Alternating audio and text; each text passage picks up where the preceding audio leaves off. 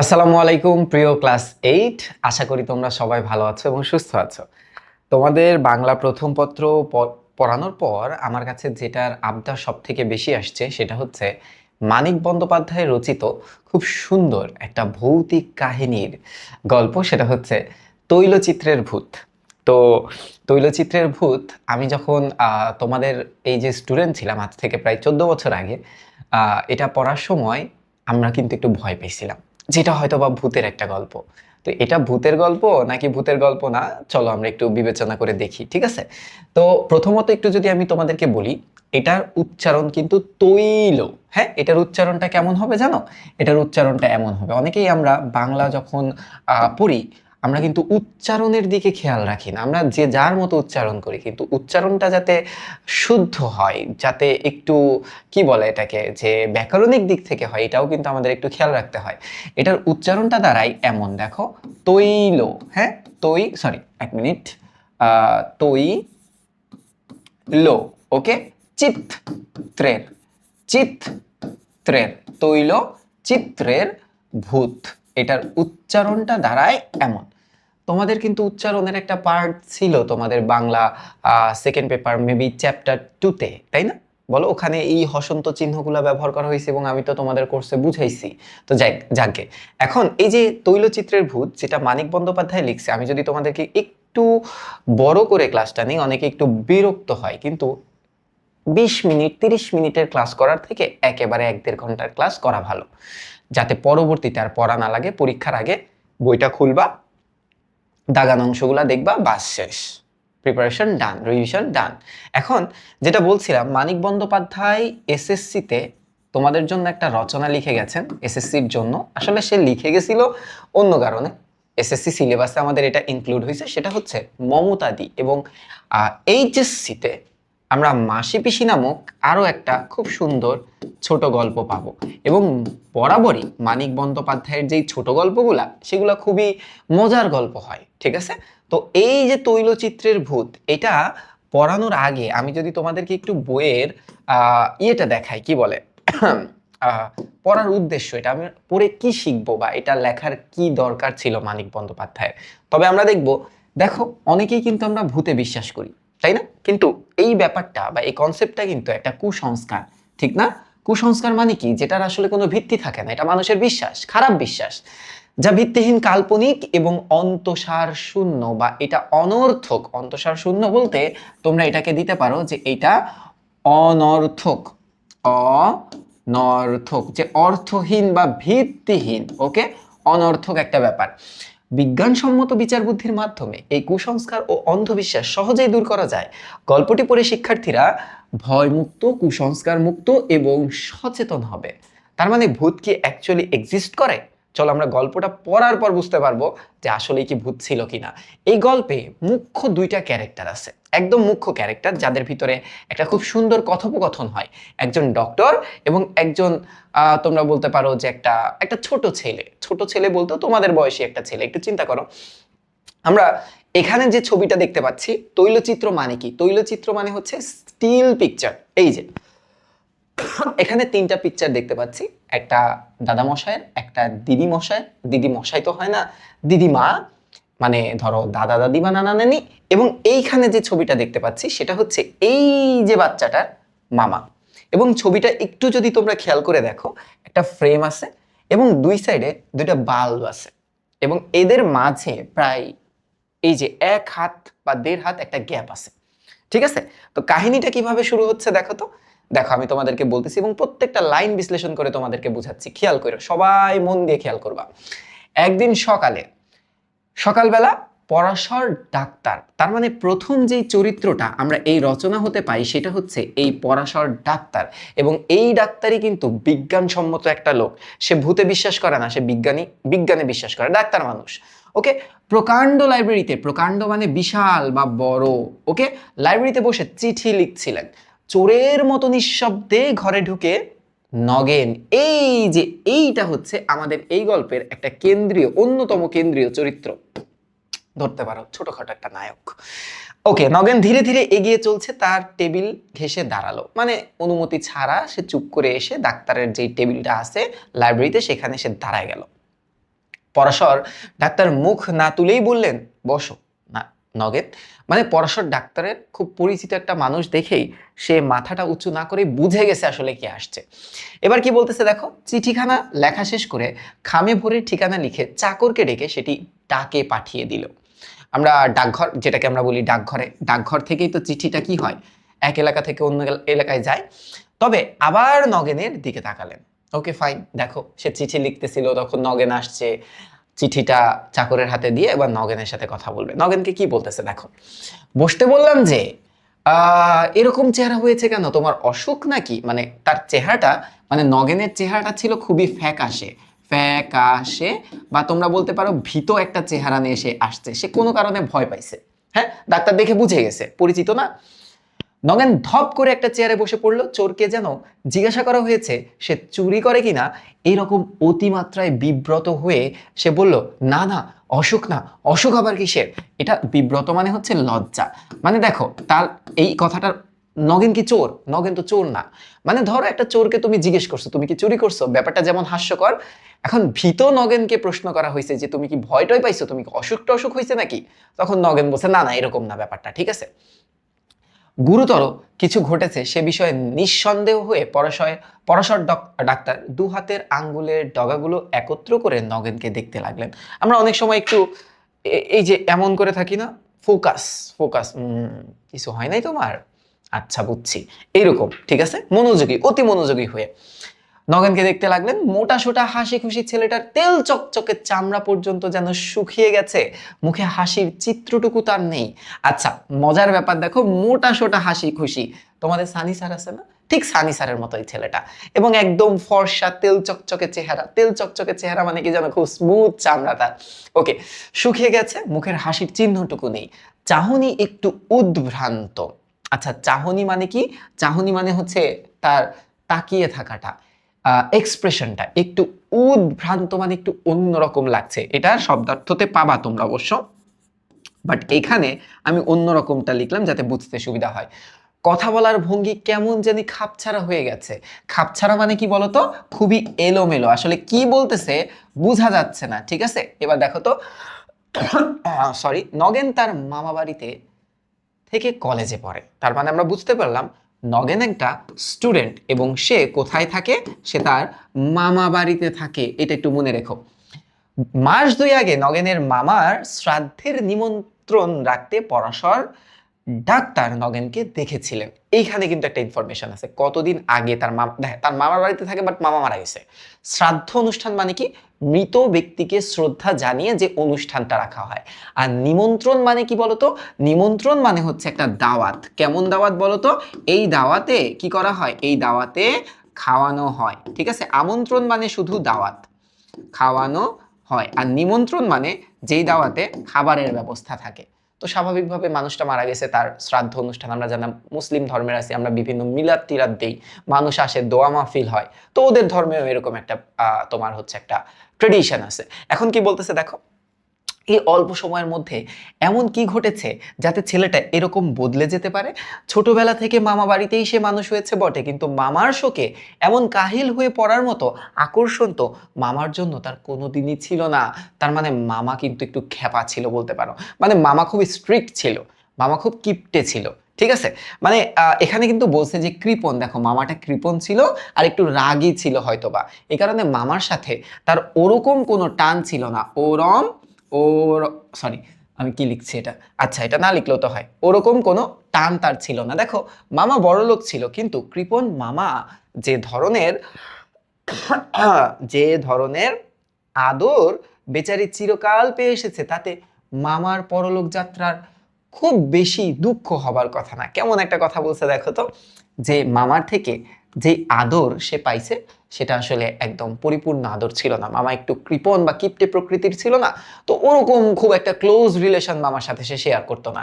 তাই পরাশর ডাক্তার এই ব্যাপারটা জানে, এই ব্যাপারটা বুঝে, তাই নিজের মধ্যেই বলতেছে যে এই ছেলেটার মন তো মামার মরে যাওয়ার কারণে খারাপ হওয়ার কথা না, কারণ মামার সাথে তো তার এরকম খাতিরই ছিল না।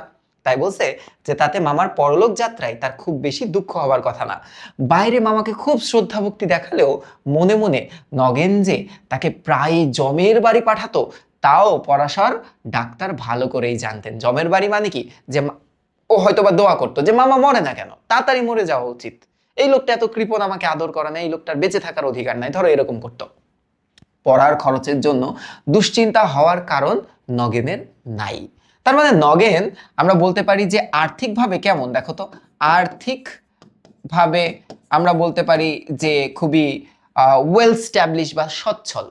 মামার বাড়িতে থাকছে, ঠিক আছে, হয়তো বা বাবা মা দেখে না, মামা খরচ দেয়, সবকিছুই করে। কারণ শেষ সময় কি ভেবে মামা তার নামে মোটা টাকা উইল করে রেখে গেছে। উইল মানে কি বলতো, উত্তরাধিকার সূত্রে পাওয়া টাকা। উত্তরাধিকার, উত্তরাধিকার সূত্রে, হ্যাঁ, সূত্রে টাকা, হ্যাঁ, রেখে গেছে। যে ধরো মৃত্যুর পরবর্তী সময় মামার যতটুকু সম্পত্তি ছিল তার ভাগনার নামেও ভাগ করে দিয়ে গেছে। এটাতে তো সে অবাক হয়ে যাওয়ার কথা না, যে এই মামা তো কি কৃপণ ছিল, সে তার সম্পত্তি নিজের ছেলেদের কম দিয়ে আমাকেও দিছে। ব্যাপারটা খুবই শ্রদ্ধাবোধের না। আচ্ছা, এবার কি বলতেছে দেখো, নগেন হঠাৎ কাঁদো কাঁদো হয়ে বলল, ডাক্তার কাকা সত্যি করে একটা কথা বলবেন, আমি কি পাগল হয়ে গেছি? পরাশর ডাক্তার একটু হেসে বলল, তোমার মাথাটা গেছে, পাগল হওয়া কি মুখের কথা রে বাবা, আর পাগল যে হয় অত সহজে কি সে টের পায় যে সে পাগল হয়েছে? তার মানে কোনো পাগলই কিন্তু স্বীকার করে না যে সে পাগল। তাহলে এই আইসা বলতেছে আমি কি পাগল হয়ে গেছি, তাহলে এটা তো পাগলের লক্ষণ হইল না। পাগল যদি হইতো তাহলে তো জীবনেও স্বীকার করতো না। এবার দেখো, তবে দ্বিধাভরে খানিকক্ষণ চুপ করে থেকে হঠাৎ নগেন যেন মরিয়া হয়ে জিজ্ঞেস করে বলল, আচ্ছা ডাক্তার কাকা, প্রেতাত্মা কি আছে? ও বাবা, প্রেতাত্মা মানে তো ভূত, তার মানে তার সাথে কি কোনো ভৌতিক কোনো ঘটনা ঘটছে? দেখো, প্রেতাত্মা মানে ভূত, না, নেই। তবে নগেন বলছে নেই তবে, তার মানে তার সাথে কিছু একটা হয়েছে। দেখো, অনেকক্ষণ ইতস্তত, ইতস্তত যে আমরা বলি না কাচুমাচু, যে আমরা মানে বলতে পারতেছি না, না বলার মতো একটা ধরন করে, অনেক ভূমিকা করে, যে অনেক সাহস করে, হ্যাঁ, অনেক সাহস করে অনেকবার শিউরে ওঠে। শিউরে ওঠা মানে কি বলতো, কেঁপে উঠে নগেন ধীরে ধীরে আসল ব্যাপারটা খুলে বলল। চমকপ্রদ কাহিনী। চমকপ্রদ কাহিনী মানে কি বলতো, অবাক করা কাহিনী। অবাক করা কি বলতো, অবাক করা কাহিনী। আই হাই রে, এমন একটা কাহিনী, এমন একটা ভূতের গল্প কে কাকে বলবে বলতো? এখন নগেন এই পরাশর ডাক্তারকে বলবে যে তার সাথে ঘটে যাওয়া, হ্যাঁ, একটা ঘটনা, তার সাথে ঘটে যাওয়া একটা, ও কেপে বানানে চন্দ্রবিন্দু আছে, ওকে। এবার দেখো, বিশ্বাস করা শক্ত হলেও পরাশর ডাক্তার বিশ্বাস করলেন। মিথ্যা গল্প বানিয়ে তাকে শোনাবার ছেলে যে নগেন নয় তিনি জানতেন। বলতেছে যে নগেন এই ছেলেটা একটা সিরিয়াস ছেলে, এই ছেলে মজা করার লোক না, হ্যাঁ, মজা করার কি বলতো লোক না, এ তো মজা করবে না আমার সাথে। বলো আমি কি ডাক্তার কাকার সাথে মজা করব? এটা কি পসিবল? পসিবল না। তো ডাক্তার ব্যাপারটা বুঝার জন্য নিজেকে একটু সিরিয়াস করলো, যে ওকে আমি ওর কথাটা আগে শুনি দেখি। মামা তাকে প্রায় নিজের ছেলের সমান টাকা দিয়ে গেছেন জেনে প্রথমে কাহিনী বলতেছে, কিন্তু দেখো এখানে তার সাথে যে ট্র্যাজেডিটা ঘটেছে, ট্র্যাজেডি যে ঘটছে তার লাইফে, এখন সে শেয়ার করতেছে কি দেখো। মামা তাকে প্রায় নিজের ছেলের সমান টাকা করি দিয়ে গেছেন জেনে প্রথমে নগেন একেবারেই স্তম্ভিত। স্তম্ভিত মানে বিস্ময় প্রকাশ করা বা অবাক, হ্যাঁ, অবাক হয়েছিল। মামার এরকম উদারতা সে কোনোদিন কল্পনাও করতে পারেনি, যে বেঁচে থাকাকালীন মামা তো কিপটামি করতো, মরার পরে আমাকে এত সম্পত্তি দিয়ে গেল, আমি তো কৃতজ্ঞ। বাইরে যেমন ব্যবহারই করে থাকুক মামা তাকে নিজের ছেলের মতোই ভালোবাসতেন জেনে পরলোকগত মানে মৃত মামার জন্য আন্তরিক শ্রদ্ধা ভক্তিতে তার মন ভরে গেল। মানে এতদিন পর মামার প্রতি তার কি কি জন্মাইছে বলতো, মামার প্রতি তার রেসপেক্ট জন্মাইছে, যে না মামা আসলে ভালো মানুষই ছিল। আর সেই সঙ্গে জাগলো এরকম দেবতার মতো মানুষকে সারা জীবন ভক্তি ভালোবাসার ভান করে ঠকিয়েছে ভেবে দারুণ লজ্জা আর অনুতপ্ত হলো সে। মানে তার গিল্ড ফিল হচ্ছে, বুঝছো, তার গিল্ড ফিল হচ্ছে যে এই লোকটা দেবতা সম একটা লোককে আমি সারা জীবন অশ্রদ্ধা করছি, মানে ঠকায় গেছি। ঠকানো মানে কিন্তু এরকম না যে টাকা মেরে খাওয়া, ঠকানো মানে সামনে থেকে তাকে শ্রদ্ধা করতো বাট পিছনে থেকে তাকে গালমন্দ করতো। শ্রাদ্ধের দিন অনেক রাত্রে বিছানায় শুতে যাওয়ার পর অনুতাপটা যেন বেড়ে গেল, যে আরো গিল্ড ফিল হচ্ছে যে ইস মামা যদি বেঁচে থাকতো তাহলে মামাকে পা ধরে প্রণাম করতাম, তার মনে এটা হচ্ছে।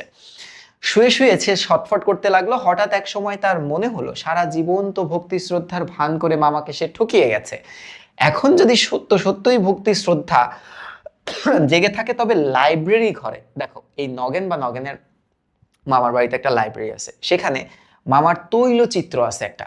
মামার একটা তৈলচিত্র মানে কি, মামার একটা পিকচার আছে, মরার পরে একটা ছবি ঝুলায় রাখছে। পায়ে মাথা ঠেকিয়ে প্রণাম করে এলে হয়তো আত্মগ্লানি মানে নিজের প্রতি ঘৃণা, নিজের প্রতি অবসাদ বা গিল্ট ফিলিংস, এটা একটু হলেও কমবে এবং মনটা একটু শান্ত হবে। তাহলে একটু দেখো তারপরে কি হচ্ছে। তাহলে সে অ্যাটেম্প্ট নিছে যে যাবে, এবার কি হচ্ছে দেখো। রাত্রি যখন প্রায় 3টে বেজে গেছে, সকালে আলো নিভিয়ে শুয়ে পড়েছে মানে সকলে, বাড়ি অন্ধকার, এত রাত্রে ঘুমানোর বদলে মামার তৈলচিত্রে পায়ে মাথা ঠেকিয়ে প্রণাম করার জন্য বিছানা ছেড়ে ওঠাটা যে রীতিমতো খাপছাড়া ব্যাপার হবে সে জ্ঞান নগেনের ছিল।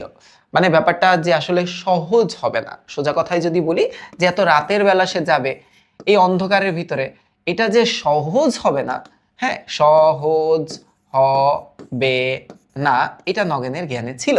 তাই কাজটা সকালের জন্য স্থগিত করলো যে না এবার আমি এত রাতে যাওয়া হয়তো বা ঠিক হবে না, ভয়টা তো লাগেই, এক কাজ করে আমি সকালে যাবো না, রেখে ঘুমোবার চেষ্টা করলো। কিন্তু তখন তার মাথা গরম হয়ে গেছে। মাথা গরম হওয়ার কথা হচ্ছে সে খুব অস্থির হয়ে পড়েছে, হ্যাঁ অস্থির হয়ে পড়া, এটাকেই কিন্তু মাথা গরম বলতেছে। মনটা একটু শান্ত না হলে যে ঘুম আসবার কোনো সম্ভাবনা নেই, কিছুক্ষণ এপাশ ওপাশ করার পর সেটা ভালো করেই সে টের পেয়েছে। শেষকালে মরিয়া হয়ে সে বিছানা ছেড়ে উঠে পড়লো যে না এবার আর না, যাই মামার কাছে একটু যাই, মামার ছবিটা ছুঁয়ে একটু প্রণাম করে আসি। লাইব্রেরিটি নগেনের দাদা মশাইয়ের আমলের, এইটা এমসিকিউর জন্য পড়বা, হ্যাঁ। লাইব্রেরি সম্পর্কে নগেনের মামা বিশেষ কোনো মাথা ব্যথা ছিল না, মানে এটা তার নানা ঠিক করে গেছে বা দাদা মশাই ঠিক করে গেছে, তার খুব একটা ইন্টারেস্ট নাই পড়ালেখা, হয়তো বা ওরকম ভাবে তাকে টানতো না। তার আমলে গত 30 বছরের মধ্যে লাইব্রেরির পিছনে সে একটি খরচও করেনি। আলমারি কয়েকটা অল্প দামি, অনেক দিনের পুরনো, ভেতরগুলি বেশিরভাগই অদরকারি মানে অপ্রয়োজনীয় বাজে বইয়ের ঠাসা, এবং ওপরে বহুকালের ছেঁড়া মাসিক পত্র বা এটা হচ্ছে তোমার পত্রিকা, মাসিক পত্র বলতে বিভিন্ন ধরনের যেই পেপার পত্রিকা থাকে না, ম্যাগাজিন থাকে সেগুলা, আর নানা রকম ভাঙাচোরা ঘরোয়া জিনিসে গাদা করা। গাদা করা কথাটার অর্থ হচ্ছে ভর্তি করে রাখা, মানে রুমটার অবস্থা একটা স্টোর রুমের মতো। টেবিলটি এবং চেয়ারের কয়েকটি খুব সম্ভবত অন্য ঘর থেকে পেনশন পেয়ে, মানে পেনশন পেয়ে কথাটার অর্থ হচ্ছে তোমরা বলতে পারো ট্রান্সফার হয়ে এখানে স্থান পেয়েছে। এবার দেখো কি বলতেছে, দেয়ালে 3টি বড় বড় তৈলচিত্র মানে 3টা স্থির ছবি আছে, সস্তা ফ্রেমে বাঁধানো কয়েকটা রঙিন ছবি ও ফটো টাঙানো, তাছাড়া কয়েকটা পুরনো ক্যালেন্ডারের ছবিও আছে। কোনোটাতে ডিসেম্বর, কোনোটাতে চৈত্র মাসের 12 তারিখ লেখা কাগজের ফলক, ফলক কথাটার অর্থ হচ্ছে পোস্টার, হ্যাঁ এখনো ঝুলছে। মানে সবকিছুই তুমি বলতে পারো সবকিছুই যেন এলোমেলো একটা জগৎ, হ্যাঁ কিছুই এলোমেলো, এলো মেলো এমন একটা ঘর হয়ে আছে। তো এই ঘরে রাতের বেলা আসতে একটু ভয় তো পাবেই, অগোছালো সবকিছু। তৈলচিত্রের একটি নগেনের দাদামশাইয়ের, একটি দিদিমার, অপরটি তার মামার। দাদামশাই আর দিদিমার তৈলচিত্র দুটি একদিকে দেয়ালের পাশে টাঙানো আছে, আর মামার তৈলচিত্রর স্থান জুড়ে আশেপাশের দেয়ালের একদম মাঝামাঝি আছে। ধরো 2টা দেয়াল, একটা দেয়ালে দাদা দাদির আছে আর একটা দেওয়ালে মামার আছে, এমন ভাবে সাজানো। আচ্ছা, কারোর ঘুম ভেঙে যাবে ভয়ে নগেন আলো জ্বালায়নি, এইটাই তো একটু ভুল হয়ে গেছে। কিন্তু তাতে আর কোনো অসুবিধা ছিল না, ছেলেবেলা থেকে বাড়ির আনাচ কানাচের সাথে তার পরিচয়। লাইব্রেরিতে ঢুকে অন্ধকারে সে মামার তৈলচিত্রের কাছে এগিয়ে গেল অস্ফুট স্বরে, মানে অস্পষ্ট, অস্পষ্ট একটু লিখে রাখো আমার সাথে, স্বরে সে বলতেছে মামার ছবিটা দেখে, আমায় ক্ষমা করো মামা, বলেই সে তৈলচিত্রের পায়ের কাছে আন্দাজে স্পর্শ করেছে। বর্ণনার এখানে পৌঁছে নগেন শিউরে চুপ করে গেল। মানে বর্ণনা মানে সে যখন কথাটা এক্সপ্লেইন করতেছে, বর্ণনা মানে এক্সপ্লেনেশন, এক্সপ্লেনেশন, বা যখন কথাগুলা বলতেছে তখন সে কেঁপে উঠে চুপ করে গেল। অনেক সময় আমরা দেখি না আমাদের সাথে যখন কিছু ঘটে যায় ভয়ানক ঘটনা, তখন আমরা বলার টাইমে, কাউকে এক্সপ্লেইন বা বোঝানোর টাইমে আমরা নিজেরাও কেঁপে কেঁপে উঠি ওই ঘটনাটা যখন মনে পড়ে আমাদের। তার মুখ আরো বেশি ফ্যাকাশে হয়ে গেছে, মানে আরো বর্ণহীন হয়ে গেছে, কালারলেস হয়ে গেছে। তারপর নগেন ঢোক গিলে জিভ দিয়ে ঠোঁট চেটে বলল, যেই ছবি ছুঁয়েছি ডাক্তার কাকা, কে যেন আমাকে এত জোরে ধাক্কা দিয়ে ফেলে দিল, সমস্ত শরীর ঝনঝন করে উঠলো, তারপরে আর কিছু মনে নেই। জ্ঞান হতে দেখি সকাল হয়ে গেছে, আমি মামার ছবির নিচে মেঝেতে পড়ে আছি। তার মানে সে কিন্তু এই যে সারা রাত, মানে অবশিষ্ট রাত, সে কি ছিল বলতো? অজ্ঞান অবস্থায় পড়েছিল লাইব্রেরিতে, অজ্ঞান ছিল। মানে ঘটনাটা এরকম হইলো যে ধরো এইটা হচ্ছে মামার ছবি যুক্ত দেয়াল বা ফটো ফ্রেম, এই জায়গায় সে যেই টাচ করছে আর সে লাফ দিয়ে পড়ে গেছে, এমন জোরে একটা ঝাটকা মারছে তাকে, মানে সে মেঝেতে পড়ে গেল এবং তার আর কোনো সেন্স থাকলো না, সে টোটালি সেন্সলেস হয়ে গেল। এবার কি বলতেছে দেখো। পরাশর ডাক্তার গম্ভীর মুখে জিজ্ঞাসা করলেন, তোমার কি কোনোদিন আগে ফিট হয়েছিল নগেন? ফিট মানে তোমার কি এইরকম সেন্সলেস হওয়ার ঘটনা কি আর কখনো আছে, বা অজ্ঞান হওয়ার ঘটনা কি আর কখনো আছে? অজ্ঞান হবার ঘটনা আর কি ঘটেছিল তোমার জীবনে, এটা জিজ্ঞেস করছে। নগেন মাথা নেড়ে বলল, ফিট না, কোশমিন কালেও, মানে এ যাবৎ কালে। এ যা, আচ্ছা এটা লিখবো হচ্ছে ইজি শব্দে যদি বলো যে কখনো, হ্যাঁ কখনো, কখন ও আমার ফিট হয়নি। আপনি ভুল করেছেন ডাক্তার কাকা, এ ফিট নয়, মরলে তো মানুষ সব জানতে পারে। মামাও জানতে পেরেছেন টাকার লোভে আমি মিথ্যে ভক্তি দেখাতাম, তাই বুঝি ছোঁয়া মাত্রই রেগে ঘেন্নায়, মানে ঘৃণায়, হ্যাঁ ঘৃণায় আমাকে ধাক্কা দিয়ে সরিয়ে দিয়েছে। সবটুকু শুনুন আগে, তাহলে বুঝতে পারবেন। মানে সে ইমোশনাল হয়ে গেছে, হ্যাঁ।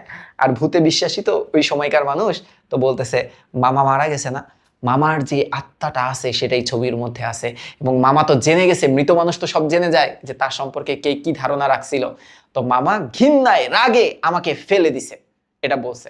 তো ডাক্তার একটু হাসি ঠাট্টা করতেছে। তারপর দেখো, তারপর যে জিনিসটা হলো, জিনিসটা হচ্ছে এরকম যে ডাক্তারকে বললো যে কারো কাহিনী আরো আছে, আপনি শুনুন তারপর বলুন। সমস্ত সকাল নগেন মরার মতো বিছানায় পড়ে রইল। এই চিন্তাটাই কেবল তার মাথায় ঘুরপাক খেতে লাগলো, ভক্তি ভালোবাসার ছলনায় টাকা আদায় করে নিয়েছে বলে পরলোকে গিয়েও তার মামার এমন জোরালো বৃতৃষ্ণা, বৃতৃষ্ণা মানে এখানে লিখতে পারো রাগ, হ্যাঁ রাগ বা অভিমান, তার ভাগনার প্রতি অভিমান জমেছে, অভিমান জমেছে যে তার তৈলচিত্রটি পর্যন্ত তাকে স্পর্শ করতে দিতে রাজি না। মানে বিশ্বাসটা দেখছো ওই টাইমের মানুষের। মানে নগেন বলতেছে মামা মনে হয় পরপারে গিয়েও আমাকে সহ্য করতে পারতেছে না, আমি জাস্ট তার ছবিটা টাচ করছি তাই সে সহ্য করতে পারে নাই। এবার কি বলতেছে দেখো। তারপরে যাই হোক, নগেন একালের ছেলে, প্রথম ধাক্কাটা কেটে যাবার পর তার মনে নানা রকম দ্বিধা সন্দেহ জাগতে লাগলো। মানে ও বলতেছে, এখন নগেন বলতেছেন যে না, এই ঘটনাটা আসলে ভূতের নাও হতে পারে, এটা আমারই হয়তো বা কোনো প্রবলেম, একটু ক্রস চেক করবে। এখন দেখো, কে জানে রাত্রে যা ঘটেছে তা নিছক স্বপ্ন নাকি। নিছক কথাটার অর্থ হচ্ছে শুধুই, হ্যাঁ যে সেই ঘটনাটা শুধুই স্বপ্ন কিনা। ধৈর্য ধরতে না পেরে দুপুরবেলা সে আবার লাইব্রেরিতে গিয়ে মামার তৈলচিত্র স্পর্শ করে প্রণাম করলো। একবার যদি মামা রাগ দেখিয়ে থাকে, আবার কেন রাগ দেখাবেন না?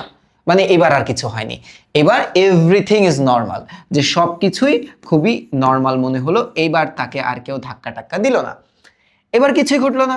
শরীরটা অবশ্য খুব খারাপ হয়ে আছে, মেঝেতে ধাক্কা লেগে যেখানে পড়েছিলাম মাথার সেখানটা ফুলে টন টন করছে। সকালে লাইব্রেরিতে মামার তৈলচিত্রের নিচে মেঝেতেই তার জ্ঞান হয়েছিল, কিন্তু এতে বড় জোর প্রমাণ হয় না রাত্রে ঘুমের মধ্যেই হোক আর জাগ্রত অবস্থায় হোক লাইব্রেরিতে গিয়ে সে একটা আছাড় খেয়েছিল।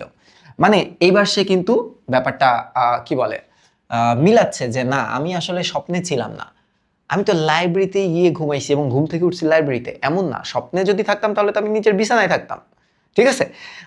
নিজে তৈলচিত্রে ভর করেই মামাই যে তাকে ধাক্কা দিয়েছিল তার প্রমাণ কি তার আছে, আরো ক্রস চেক করবে যে এটা কি মামা আমাকে ধাক্কা দিল ছবির ভিতর থেকে। নগেন যেন স্বস্তির নিঃশ্বাস ফেলে বাঁচলো যে না, এটা আসলে আমারই কোনো ভুল হতে পারে। কিন্তু বেশিক্ষণ তার মনে শান্তি টিকলো না। রাত্রে আলো নিভিয়ে বিছানায় শুয়ে হঠাৎ তার মনে পড়লো তার তো ভুল হইছে, দিনের বেলা তাকে ধাক্কা দেওয়ার ক্ষমতা তো তার মামার নাই, রাত্রি ছাড়া তো তার মামা কিছুই করতে পারেন না। কি সর্বনাশ, মানে ভূতেরা তো দিনের বেলা কিছু করতে পারে না, রাতের বেলা করে। এখন ঘুমন্ত চোখে তার আবার এই কথাটা মনে পড়ছে যে আরেকবার কি রাতের বেলা যাব, দিনের বেলা তো কিছু করতে পারবে না, রাতের বেলা যাই যে চেক করি। তবে তো একটু দেখো কি বলতেছে, তবে তো রাত্রে আরেকবার মামার তৈলচিত্র না ছুঁয়ে কাল সকালের ব্যাপারটাকে স্বপ্ন বলা যাবে না, যে আরেকবার চেক দেই। হ্যাঁ, লেটস চেক এগেইন। এত রাত্রে আবার লাইব্রেরিতে যাওয়ার কথা ভেবেই নগেনের হৃদকম্পন হতে লাগলো। এটাকে আমরা এই যে বলি না, হৃদকম্প মানে কি, হার্টবিট, হার্টবিট। ওকে, কিন্তু এমন একটা সন্দেহ না মিটিয়েই বা মানুষের চলে কি করে। খানিকটা পরে আবার নগেন আবার লাইব্রেরিতে গেল, এবার সাহস নিয়ে গেল আবার। ভয়ে বুক কাঁপছে, ছুটে পালাতে ইচ্ছে হচ্ছে, কিন্তু কি এক অদম্য আকর্ষণ। অদম্য মানে বাধাহীন। অদম্য কথাটার অর্থ তোমরা দিতে পারো যে বাধাহীন। হ্যাঁ, একটা আকর্ষণ তাকে টেনে নিয়ে চলেছে মামার তৈলচিত্রের দিকে, যে ওর ইন্টারনালি ফিল হচ্ছে যে আমার এখন যেই চেক করতে হবে। ঘরে ঢুকেই সে সুইচ টিপে আলো জ্বালায় দিল। মটকার পাঞ্জাবির ওপর দামি শাল গায়ে মামার দেয়ালে দাঁড়িয়ে আছে, মানে মামার যে ছবিটা সেই ছবির বর্ণনা দিল। মাথায় কাঁচা পাকা চুল, মুখে একজোড়া মোটা গোঁফ, চোখে ভর্ৎসনার দৃষ্টি। ভর্ৎসনা কথাটার অর্থ কি জানো? অপমান বা রাগ। হ্যাঁ, অপমানের দৃষ্টি মানে সে যখনই মামার দিকে তাকাইতেছে তার ফিল হচ্ছে মামা হয়তো বা তাকে গালমন্দ করতেছে, কারণ মামা মরে যাওয়ার পর বুঝে গেছে যে নগেন তো আসলে বাস্তবে মামাকে কখনোই সম্মান দেয়নি, অথচ এই মামাই তাকে কত টাকা পয়সা দিয়ে গেছে। নগেন এগিয়ে গিয়ে মামার পায়ের কাছে ছবি স্পর্শ করলো। কেউ তাকে ঠেলে সরিয়ে দিল না, কিন্তু সমস্ত শরীর হঠাৎ যেন কেমন অস্থির অস্থির করতে লাগলো। তৈলচিত্র থেকে কি যেন তার মধ্যে প্রবেশ করে ভেতরের থেকে তাকে তাপিয়ে তুলেছে। আবার সেম ফিলিং। তবু নগেন যেন বাঁচলো। ভয়ের জন্য শরীর এরকম অস্থির অস্থির করতে পারে সেটা সামান্য ব্যাপার। ফিরে যাওয়ার সময় আলোটা নিভিয়েই নগেন আবার থমকে দাঁড়িয়ে গেল। মানে লাইট জ্বালায় ঢুকছিল, কিছু হয় নাই, বাট তার ভয় লাগতেছিল। বাট এবার লাইট অফ করে ধরার চেষ্টা করবে জিনিসটা। তারপর আরেকটা কথা তার মনে এলো, কাল ঘর ছিল অন্ধকার, আজ আলো থাকার কারণে যদি মামা কিছু না করে থাকেন। নগেনের ভয় অনেকটা কমে গিয়েছিল। অনেকটা নিশ্চিন্ত মনেই সে অন্ধকারে তৈলচিত্রের কাছে ফিরে গেল। এটার কারণ কি? কারণ ধরো লাইট জ্বালানো অবস্থায় তার খারাপ ফিল হয় নাই। তার মানে খারাপ ফিল বলতে ওই ধাক্কাটা লাগে নাই, এমনি তো ভয় বা খারাপ ফিলিংটা হচ্ছিলই। এইবার যেহেতু সে আগে থেকেই প্রস্তুতি নিয়ে আসছে, সো এবার সে সোজা মতো চলে গেল। এবার একটু ভয়টা কম কাজ করতেছে। হ্যাঁ, দেখো, সে জানে অন্ধকারে তৈলচিত্র স্পর্শ করলেও কিছু হবে না। হ্যাঁ, অন্ধকারে তৈলচিত্র স্পর্শ করলেও কিছু হবে না। কিন্তু তোমরা যদি একটু খেয়াল করো, সে জানে অন্ধকারে তৈলচিত্র, কি বলি বারবার কেন হইতেছে, ঘরে একটা আলো জ্বলছে। কি জ্বলছে না, তাতে বিশেষ কিছু কি আসে যায়? ইতস্তত না করেই সে সোজা তৈলচিত্রের দিকে হাত বাড়িয়ে দিছে। তৈলচিত্রের দিকে কি করছে? হাতটা বাড়াই দিছে। পরক্ষণে ঠিক প্রথম রাত্রের মতো জোরে ধাক্কা দিয়ে মামা আমায় ফেলে দিলেন ডাক্তার কাকা। মানে দেখো, যেই তৈলচিত্রটাকে টাচ করছে তখনই তার ধাক্কাটা লাগছে এবং সে আবার পড়ে গেল, অজ্ঞান হয়ে গেল। মানে ডাক্তার জিজ্ঞেস করছে যে তুমি কি আবার অজ্ঞান হয়ে গেলা? আচ্ছা, না, একেবারে অজ্ঞান হয়ে যায়নি অবশ্য, আচ্ছন্নের মতো, মানে আচ্ছন্ন বলতে অজ্ঞানের মতোই অনেকক্ষণ মেঝেতে পড়েছিলাম, কিন্তু জ্ঞান ছিল। তারপর থেকে আমি ঠিক পাগলের মতো হয়ে গেছি ডাক্তার কাকা। দিন রাত কেবল এই কথাই ভাবি, রোজ কতবার ঠিক করি বাড়ি ছেড়ে কোথাও পালিয়ে যাব, কিন্তু যেতে পারি না। কিসে যেন আমায় জোর করে আটকে রেখেছে। ব্যাপারটা বুঝতে পারছো তো? পরাশর ডাক্তার খানিকটা ভেবে জিজ্ঞেস করলেন, তারপর আর কোনোদিন কি তুমি ছবিটা টাচ করছো? টাচ না করলে তো সমস্যা হচ্ছে না, তা আবার অন্ধকারে। কতবার দিনে ছুঁয়েছি, রাত্রে ছুঁয়েছি, আলো জ্বালায় ছুঁয়েছি, অন্ধকারে ছুঁয়েছি, ঠিক ওই রকমই ব্যাপার, যে অন্ধকার হইলে টাচ করলেই ভয়টা লাগে বা ধাক্কাটা লাগে, নর্মালি থাকে অন্য সময়। দিনে বা রাত্রে আলো জেলে ছুলে কিছু হয় না, অন্ধকার ছোঁয়া মাত্রই মামা আমাকে ঠেলে দেন। সমস্ত শরীর যেন ঝনঝন ঝাঁকানি দিয়ে ওঠে। কোনোদিন অজ্ঞান হয়ে যায়, তো কোনোদিন জ্ঞান থাকে। আচ্ছা, পরাশর ডাক্তার বললেন, আর দরকার হবে না, আমি সব ঠিক করে দেব। আজ সকালে ঘুমিয়ে পড়লে রাত্রি ঠিক 12টার সময় তুমি বাইরের ঘরে আমার জন্য অপেক্ষা করবা, আমি যাব ব্যাপারটা চেক করতে। দেখো, পরাশর ডাক্তার কিন্তু একজন সিনিয়রের মতোই তাকে সাপোর্টটা দিচ্ছে। সে জিনিসটাকে কি হবে না হবে একটু বোঝার চেষ্টা করবে। একটু থেমে আবার বললেন, এই নগেন, ভূত বলে আসলে কিছু নাই, তুমি ভয় পেও না। মানে এটা বলার উদ্দেশ্য হচ্ছে পরাশর ডাক্তার তাকে সাহস দিল যে তুমি যাও বাসায়, ভয় পেও না, আমি আসবো তোমার কাছে। তবু মাঝরাত্রে অন্ধকার লাইব্রেরিতে পরাশর ডাক্তার মৃদু একটু অস্বস্তি বোধ করতে লাগলেন। গেছে লাইব্রেরিতে, অস্বস্তি বোধ করতেছে, এটার একটা কারণ আছে। এই লাইব্রেরিটা থাকে বদ্ধ বা বন্ধ। তো বন্ধ থাকা অবস্থায় যে জিনিসটা ফিল হয় যে এখানে আসলে একটা গন্ধ থাকে না, একটা চাপা গন্ধ, তো ওরকম একটা চাপা গন্ধের কারণে জায়গাটা খুবই মানে মানে নিঃশ্বাসও নেওয়া যাইতেছে না, এরকম কারণে অস্বস্তি ফিল হচ্ছে। এ ঘরে বাড়ির লোক খুব কম আসে। ঘরের বাতাসে পুরনো কাগজের একটা ভ্যাপসা গন্ধ পাওয়া যায়। নগেন শক্ত করে তার একটি হাত চেপে ধরে কাঁপছে। এই কিসের ভয়? ভূতের? তৈলচিত্রের ভূতের? ভূতে যে একেবারেই বিশ্বাস করে না, যার বদ্ধমূল ধারণা এই যে যত সব অদ্ভুত অথচ সত্য ভূতের গল্প শোনা যায় তার প্রত্যেকটাই কি, দেখো তো, তার প্রত্যেকটাই কি ও স্বাভাবিক কোনো ব্যাখ্যা তো আছেই। ছবির ভূতের অসম্ভব আর অবিশ্বাস্য ভূতের ঘরে পা দিয়ে তার কখনো কি ভয় হতে পারে?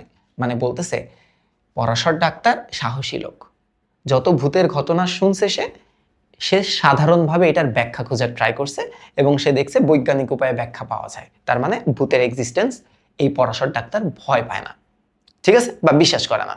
তো এই ঘরে যখন সে আসলো, একটা ছবি দেখে কি সে ভয় পাবে? সে একটু দ্বিধাবোধে আছে, বা আমাদের রাইটার আমাদেরকে এটা বুঝাইতে চাইতেছে সে হয়তোবা দ্বিধাবোধে আছে কিংবা নাই। দেখো তারপর কি বলতেছে, তবু তবু অস্বস্তি যেন বোধ হচ্ছে তার, অস্বীকার করার কোনো উপায় নেই। তবু তার কেমন যেন একটু নার্ভাস ফিলিং হইতেছে। নগেন যে কাহিনী শুনিয়েছে সারাদিন ভেবেও পরাশর ডাক্তার তার কোনো সঙ্গত ব্যাখ্যা কল্পনাই করতে পারে নাই। মানে অন্যান্য ভূতের কাহিনী যদিও ব্যাখ্যা করতে পারছে, এই তৈলচিত্রের ভূতের কাহিনী সে ব্যাখ্যা করতে পারে নাই, তার মাথায়ও আসে নাই। সে আসছে আজকে চেক করতে। একদিন নয়, একবার নয়, ব্যাপারটি ঘটেছে অনেকবার। দিনে তৈলচিত্র নিস্তেজ হয়ে থাকে, রাতে তার তেজ বাড়ে। কেবল তাই নয়, অন্ধকার না হলে সে তেজ সম্পূর্ণ প্রকাশ পায় না। আরও একটা কথা, রাত্রি বাড়ার সাথে সাথেই তৈলচিত্র যেন বেশি সজীব হয়ে উঠতে থাকে। প্রথম রাতে নগেন অন্ধকারে স্পর্শ করলে ছবি নগেনের হাতটা শুধু ছিটকে সরিয়ে দিয়েছে। মাঝরাতে স্পর্শ করলে এত জোরে ধাক্কা দিছে এবং মেঝেতে আছড়ে পড়ে আছে, জ্ঞানও তার লোপ পাইছে। লোপ পাইছে মানে কি? জ্ঞান হারিয়ে গেছে, হারিয়ে যাওয়া। তার মানে সে কিছু ব্যাখ্যা খুঁজে আনছে। কেমন? যে রাতের শুরু যখন হয় তখন এটারে যখন টাচ করে তখন হালকাভাবে হাতটা সরায় যায়, মানে হাতে একটা ঝাঁকি লাগে। কিন্তু রাতের বেলা যখন সবকিছু বন্ধ থাকে তখন টাচ করলে একদম ধাক্কা দিয়ে ফেলায় দেয়। এই আবার কেমন কাহিনী? ঠিক আছে, এই ব্যাখ্যাটা তার মাথায় আছে খালি। এবার দেখো, অশরীরী শক্তি কল্পনা করা ছাড়া এ সমস্তের আর কি মানে হয়? অশরীরী মানে যেটাকে দেখা যায় না, বা ভূতের কল্পনা হয়, নিশ্চয়ই হয়। মনে মনে নিজেকে ধমক দিয়ে পরাশর ডাক্তার নিজেকে এই কথা শুনিয়ে দিলেন। তারপর চোখ তুলে তাকালেন দেয়ালের মাঝখানে, যেখানে নগেনের মামার তৈলচিত্র ছিল। এই ঘরে তিনি আগেও কয়েকবার এসেছেন। তৈলচিত্রগুলির অবস্থান তার অজানা ছিল না, সে জানতো আসলে, কারণ ডাক্তার মশাই পরিচিত ডাক্তার, এর আগেও ঘুরতে আসছে, সে দেখছে সবকিছুই। অপরিচিত জায়গায় তো সে আসেনি। যা চোখে পড়লো তাতে পরাশর ডাক্তারের বুকটাও ধরাস করে কেঁপে উঠলো। কেমন? তৈলচিত্রের উপরের দিকে দুটি উজ্জ্বল চোখ। উপরের দিকে উজ্জ্বল চোখ মানে এটা বাল্ব, হ্যাঁ, বাল্ব বাল্ব তার দিকে জলজল করতেছে তাকায়। চোখ দুটার মাঝে প্রায় 1.5 হাত ফাঁক, মানে একটা গ্যাপ, যেটা শুরুতে বলছি আমি তোমাদেরকে। পরাশর ডাক্তার তার গলার আওয়াজ, ঠিক এই সময় নগেন ফিস ফিস করে বলল, আলোটা কি জ্বালাই দিব কাকা? কারণ আলো জ্বালাইলে তো কিছু হয় না, আলো অফ করলেই তো হয়। তো সে সাবধান করতেছে। পরাশর ডাক্তার গলাটা আওয়াজ শুনেই চমকে উঠলেন হঠাৎ করে, না করো না করো না। রাস্তা অথবা পাশের কোনো বাড়ি থেকে সরু একটা আলোর রেখা ঘরের দেয়ালে এসে পড়েছে। তাতে অন্ধকার কমেনি, মনে হচ্ছে যেন সেই আলোটুকুই ঘরের অন্ধকারের স্পষ্টটা দেখতে পাওয়া যাচ্ছে। মানে অনেক সময় থাকে না খুব বিদঘুটে অন্ধকার, মাঝখানে একটা আলো যখন যায় তখন সেই আলোটা জানান দেয় যে চারপাশে আসলে অন্ধকার কত তীব্র বা গভীর। নগেন আবার ফিসফিস করে বলল, একটা কথা আপনাকে বলতে ভুলে গেছি ডাক্তার কাকা। দাদামশাই আর দিদিমার ছবি তারা মরবার পর করানো হয়েছিল, কিন্তু মামার ছবিটা মরবার আগে মামা নিজে শখ করে আঁকিয়েছিলেন, হয়তো সেজন্যই এরকম হয়। আবার কইতেছে মানে যে মামা শখ করে এটাতে রাখছিল না, তাই হয়তোবা মামার অশরীরে আত্মা পছন্দ করতেছে না আমি এটা ধরি। আচ্ছা দেখো, নগেনের শিহরণ স্পষ্ট টের পাওয়া যায়, মানে নগেন যে কাঁপতেছে এটা বোঝা যাইতেছে, শিহরণ মানে কাঁপা। ভয় পেয়ে গেছেন? দাঁতে দাঁত লাগিয়ে পরাশর ডাক্তার তৈলচিত্রের দিকে এগিয়ে গেল। কাছাকাছি যেতে জলজলে চোখ দুটির জ্যোতি যেন কমে গেল। হাতটা বাড়িয়ে দিতেই প্রথমে তার হাতটা পড়ল দেওয়ালে।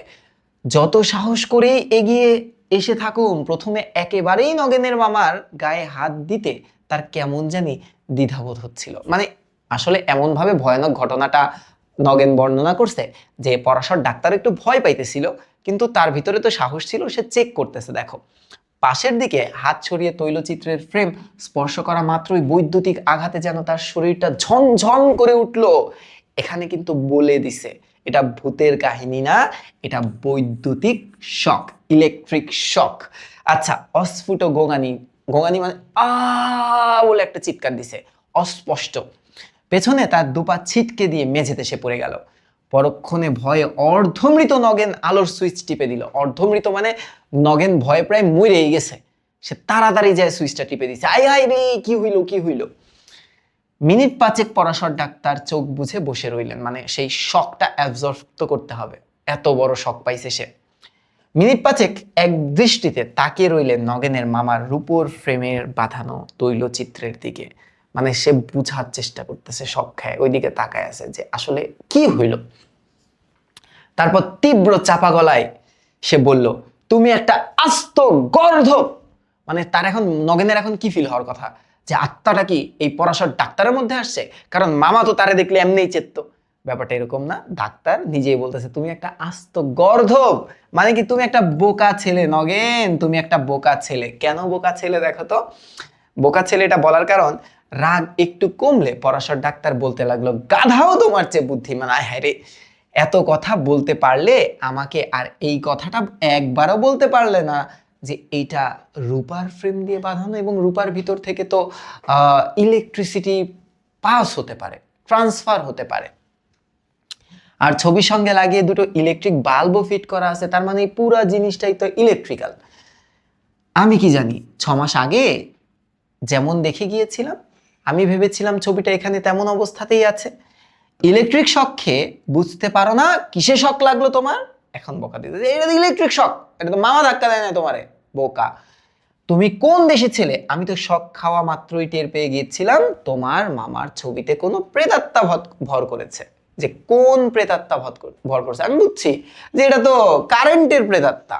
এখন দেখো নগেন উদ্ভ্রান্তের মতো, বোকার মতো, হ্যাঁ দেখো বলল, রূপার ফ্রেমটা দাদামশাইয়ের ছবিতে ছিল, চুরি যাবার ভয় মামা অনেক আগেই সেটা সিন্ধুকে বা রিজার্ভে তুলে রেখেছিল। মামার শ্রাদ্ধের দিন, মানে মৃতর পরে তাকে স্মরণ করে যে অনুষ্ঠানটা হয় সেদিন তার মামিমা ফ্রেমটা বার করে মামার ছবিটা বাঁধিয়ে দিয়েছিলেন। আলো দুটো লাগিয়েছে আমার মামাতো ভাই পরেশ, একজন পরাশর ডাক্তার, আরেকজনের নাম পরেশ, তার মামাতো ভাই। হ্যাঁ, এবছর ইঞ্জিনিয়ারিং কলেজে সে ভর্তি হয়েছে। তাই বললো এই সামান্য কাজের জন্য ইলেকট্রিক মিস্ত্রিকে কেন পয়সা দেব। তার মানে এই ইঞ্জিনিয়ারিংটা করছিল কে? তার মামাতো ভাই। এখানে ইলেকট্রিক লিকেজ ছিল, মানে বিদ্যুৎ পাস হচ্ছিল, এটা ধরলেই শক করবে। আচ্ছা, পরাশর ডাক্তার একটু হেসে বললেন, পরেশ তোমার মামার উপযুক্ত ছেলে বটে। কেন উপযুক্ত ছেলে? এই কার্পণ্যের জন্য, কিপটামির জন্য। বুঝছো যে মামাও কিপটা, তার ছেলেটা উপযুক্তই বা পারফেক্ট তার মতো হইছে, কিপটা হইছে। কিছু পয়সা বাঁচানোর জন্য বাপের ছবিতে ভূত এনে দিয়ে গেছে। এই ভূত বলতে কিন্তু বিদ্যুৎ, হ্যাঁ, বা কারেন্ট। ওকে, এবার কি বলতেছে দেখো, এই খবরটা যদি আগে দিতে আমায় তাহলে এত কিছু হতো না। নগেন সংশয় ভরে বলল, সংশয় ভরে মানে সন্দেহ, হ্যাঁ, বলল কিন্তু ডাক্তার কাকা, মানে বুঝতে পারতেছে না। পরাশর ডাক্তার রাগ করে বললেন, কিন্তু কি এখনো বুঝতে পারছো না যে দিনের বেলা মেন সুইচ অফ করা থাকে, দরকার হয় না তো লাইটের, আলোর তো দরকার হয় না দিনের বেলা, তো মেন সুইচই যদি অফ করা থাকে তাহলে ইলেকট্রিসিটি তো পাস হতে পারবে না, ইলেকট্রিসিটি নাই, ঠিক আছে, আহ, থাকে। তাই ছবি ছুলে কিছু হয় না, ছবি মানে রূপোর ফ্রেমটা, অ্যাকচুয়ালি ফ্রেমটাই তো হচ্ছে তোমার বিদ্যুৎ ট্রান্সফর্ম করতে পারে, মানে ট্রান্সফার করতে পারে। আচ্ছা, রূপার ফ্রেমটার নিচে কাটফাট কিছু আছে, দেয়ালের সঙ্গে কোনো যোগ নেই, নইলে তোমার ইলেকট্রিকের বিল এমন হু হু করে বেড়ে যেত যে আবার কোম্পানির লোককে এসে লিকেজ খুঁজতে হতো। তুমিও আবার ভূতের আসল পরিচয়টা জানতে পারতে, মানে তুমি তখন নিজেই বুঝে যেতা যে ভূতটা আসলে কে। যদি কোনো নিচে কাটমাট দেওয়া থাকতো, ভূতটা এই কারেন্টই হতো, মানে তখন তুমিই বুঝে যেতা। যেহেতু এগুলো করা নেই, তার মানে তুমি এই কারণে টের পাওনি। সন্ধ্যার পর বাড়ির সমস্ত আলো, কিন্তু আবারও ভূতের আসল পরিচয়টা জানতে পারতে, সন্ধ্যার পর বাড়ির সমস্ত আলো জ্বলে, আর বিদ্যুৎ তামার তারের ভিতর দিয়ে যাতায়াত করতে বেশি ভালোবাসে, আমরা জানি। তাই সে সময় ছবি ছুলে তোমার কিছু হয় না, কারণ ওই টাইমে কারেন্ট অন্য পথ দিয়ে যায়। এ ঘরের আলোটা জ্বাললেও তাই হয়, যে বিদ্যুৎ তার দিকটা পরিবর্তন করে ফেলে। মাঝরাত্রে বাড়ির সমস্ত আলো যখন নিভে যায়, তখন ছবিটা ছুলে আর কোনো পথ খোলা থাকে না বিদ্যুৎ বাইর হওয়ার। তখন অগত্যা, অগত্যা কথাটার অর্থ হচ্ছে হঠাৎ, তোমার মতো বোকা হবার শরীরটা দিয়েই বিদ্যুৎ যাবে তখন, এই কারণে তোমাকে বিদ্যুৎ ধরে। মানে একটা খোঁচা দিছে আসলে। পরাশর ডাক্তার চুপ করে গেলেন, তার হঠাৎ মনে পড়ে গেছে সুযোগ পেলে তার শরীরটা পথ হিসেবে ব্যবহার করতেও বিদ্যুৎ দ্বিধা করে না। তিনি যেন হাত ছেড়ে বাঁচলেন। তো পরাশর ডাক্তার বলতেছে, আমিও তো আসলে বাইচে গেছি একটুর উপরে। কপাল ভালো, তড়িৎ আহত, তড়িৎ মানে ইলেকট্রিক বা ইলেকট্রিসিটি, আর আহত মানে তড়িৎ দ্বারা আহত হয়ে সে প্রাণে মরতে তার হয়নি। তার মানে বোঝা গেছে যে সামান্য একটা বৈজ্ঞানিক উপায়ে যে জিনিসটা সলভ করা যেত, সেটা আমাদের কুসংস্কারের মধ্যে আটকে আছে। ভূত বলে আসলে কিছু ছিল না ওই জায়গায়। এখন তোমরা একটু দেখো, প্রকাণ্ড কথাটার অর্থ কি? অত্যন্ত, বৃহৎ, বড়, বিব্রত মানে লজ্জা, বিপন্ন, বিচলিত, উদ্ভ্রান্ত মানে বিহ্বল, দিশেহারা, হত জ্ঞান বা কাণ্ড জ্ঞানহীন, খাপছাড়া মানে বেমানান, উদ্ভট, এলোমেলো, অসংলগ্ন। এবার দেখো তো, শ্রাদ্ধ মানে তো আমরা জানি, উইল মানে আমরা জানি, প্রেতাত্মা মানে আমরা জানি, অনুতাপ মানে আফসোস, পরিতাপ, তৈলচিত্র মানে কি? তেল রঙে আঁকা ছবি। প্রণাম মানে কি? মাথা ও প্রণাম মানে আর কি বুঝাবো তোমাদেরকে, আত্মগ্লানি মানে নিজের উপর ক্ষোভ, ধিক্কার, অনুশোচনা ইত্যাদি। বিস্ফারিত মানে কি? বিস্তারিত। কস্মিন কাল মানে কোনো কালেই না, এ যাবৎ কালে না, কখনো না। ছলনা, প্রতারণা, প্রবঞ্চনা, ধোঁকা। হৃদকম্পন মানে হৃৎপিণ্ডের স্পন্দন। মটকা মানে হচ্ছে মোটা। ভর্ৎসনা মানে তিরস্কার, ধমক, অপমান, নিন্দা। ইতস্তত মানে দ্বিধা, সংকোচ কিংবা গড়িমসি। আর অশরীরী মানে দেহহীন বা নিরাকার। ডান। এবার একটু দেখো তো তোমরা, আমরা যদি একটু এটা পড়ি, কি বলছে পাঠ পরিচিতিতে, যে তৈলচিত্রের ভূত মানিক বন্দ্যোপাধ্যায়ের লেখা কিশোর উপযোগী একটা ছোট গল্প। 1941 খ্রিস্টাব্দের ফেব্রুয়ারি মাসে মৌচাক পত্রিকায় এটা প্রকাশিত হয়েছিল। ভূতে বিশ্বাস নিয়ে মানুষের মধ্যে বিরাজমান কুসংস্কার যে ভিত্তিহীন বা বেইললেস, মানিক বন্দ্যোপাধ্যায় এই গল্পে তা তুলে ধরেন। এই গল্পে তিনি আস্থা রেখেছেন মানুষের যুক্তিবাদিতার উপর, যে প্রত্যেকটা জিনিস হতে হবে কি? লজিক্যাল। হ্যাঁ, লজিক্যাল। কুসংস্কারাচ্ছন্ন মানে কুসংস্কারে আচ্ছন্ন বা ডুবে থাকা বা মগ্ন থাকা বা অজ্ঞান থাকা কারণে মানুষ নানা অশরীরী শক্তির প্রতি বিশ্বাস স্থাপন করে বিভ্রান্ত হয়ে পড়ে। কিন্তু মানুষকে যদি যুক্তি দিয়ে ঘটনা বিশ্লেষণে উদ্বুদ্ধ করা যায়, তাহলে ওইসব বিশ্বাসের অন্তঃসার শূন্যতা খুঁজে পাওয়া যায়, যে ভেতরটা শূন্য, এটা খুঁজে পাওয়া যায়। মানিক বন্দ্যোপাধ্যায়ের এই গল্পে নগেন চরিত্রের মধ্যে ভূত বিশ্বাসের স্বরূপ ব্যাখ্যা। অন্যদিকে পরাশর ডাক্তার তোমার যৌক্তিক বা লজিক্যালি বিচার বুদ্ধির মাধ্যমে স্পষ্ট করে তুলেছেন নগেনের বিশ্বাস ও কুসংস্কারের ভিত্তিহীনতাকে। মৃত ব্যক্তির আত্মা ভূতে পরিণত হয়, এরকম বিশ্বাস সমাজে প্রচলিত থাকায় নগেন বৈদ্যুতিক শককে ভূতের কাজ বলে সহজে বিশ্বাস করেছেন। অন্যদিকে পরাশর ডাক্তার সবকিছু যুক্তি দিয়ে বিচার করেন বলে তার কাছে বৈদ্যুতিক শকের বিষয়টি সহজেই ধরা পড়ে গেছে। সো আমরা এই রচনাটা খুব সুন্দর মতো সলভ করলাম। এবার একটু আমরা যদি লেখক পরিচিতিটাও পড়ে রাখি, কারণ এমসিকিউ আসে। মানিক বন্দ্যোপাধ্যায়ের প্রকৃত নাম প্রবোধ কুমার বন্দ্যোপাধ্যায় এবং মানিক তার ডাকনাম। 1980 সালে সাঁওতাল পরগনার দুমকা গ্রামে জন্মগ্রহণ করেন। তার পৈতৃক বাড়ি ঢাকার বিক্রমপুরে। পৈতৃক বাড়ি মানে পিতার বাড়ি। কলকাতার প্রেসিডেন্সি কলেজে থাকা অবস্থাতেই তিনি তার প্রথম গল্প ছাপা হয়, যার নাম ছিল অতসী মামি। খুব বিখ্যাত হয়, এটা বন্ধুদের সাথে বাজি ধরে লিখছিল। লেখালেখির কারণে বিএসসি পরীক্ষায় পাশ করতে পারেনি, তিনি কিন্তু ম্যাথমেটিক্স নিয়ে পড়তেছিল। হ্যাঁ, তার বিখ্যাত উপন্যাসের ভিতরে পদ্মা নদীর মাঝি, এটার চলচ্চিত্র হয়েছে। দিবা রাত্রির কাব্য অহিংসা পুতুল নাচের ইতিকথা, এটা বহুত বিখ্যাত।